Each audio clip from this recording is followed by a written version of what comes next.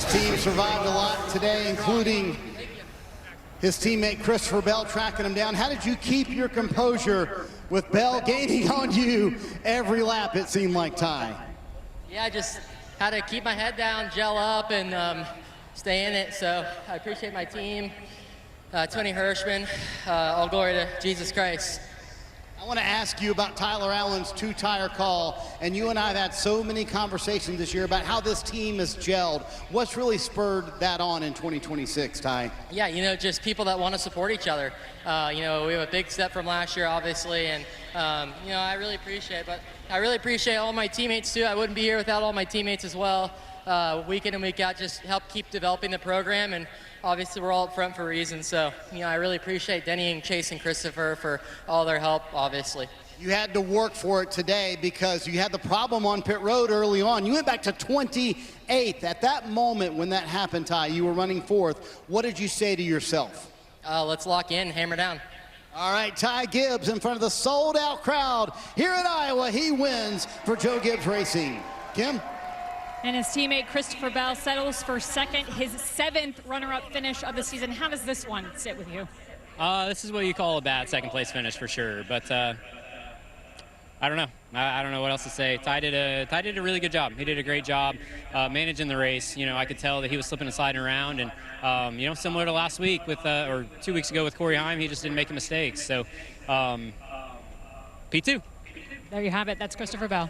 Third on the day after a Stage 1 win and leading the most laps. We saw you get buried in the pack there with a 4-tire stop mid-race. Was that ultimately what sent your day in the wrong direction? I don't think so, really.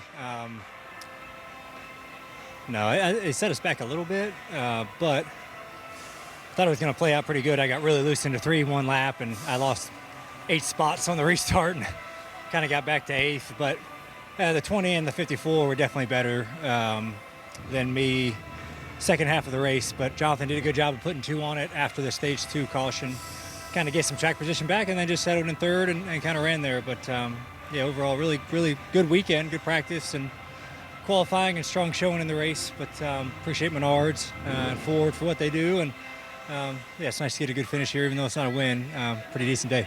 And another short and shorter track coming up for you guys. Looks good for the 12 team, you think? Hope so. Hope so. That place has been good to us. You know, recently, so looking forward to seeing what we can do.